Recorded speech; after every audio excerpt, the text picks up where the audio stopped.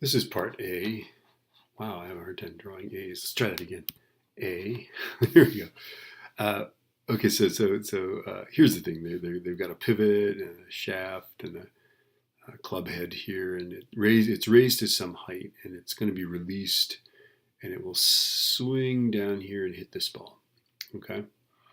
So they say describe the energy changes that take place in the club, and that kind of threw me off because I'm looking at the mark scheme, and of course they start talking about the ball and everything like that. But clearly, one of the energy changes is that this thing has potential energy, right? And so that potential energy right here is going to be turned into kinetic energy. So you can talk about that, right? The potential energy of it turns into the kinetic energy of it, right? And then after the collision, some of that kinetic energy gets turned into the kinetic energy of that ball. So that's another transformation. Also, the club heats up.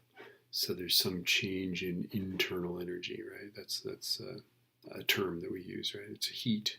It gets turned into heat there. Anyway, that's one thing. That's the second thing, right? Okay. And then it says calculate the maximum speed of the club head achievable when the height is 0.85 meters, right? And I guess we're neglecting the mass of this shaft there, right? And we don't have the mass of the golf club, do we? Anyway, what we're going to do is we're going to just equate mgh with 1/2 mv squared. Notice we don't need the mass of the club head. That'll cancel out. The 0.85 meters, you can plug in for that. G is, of course, 9.81, and then you can solve for V. V is going to be between 4 and 5 meters per second, closer to 4. Okay? Happy hunting.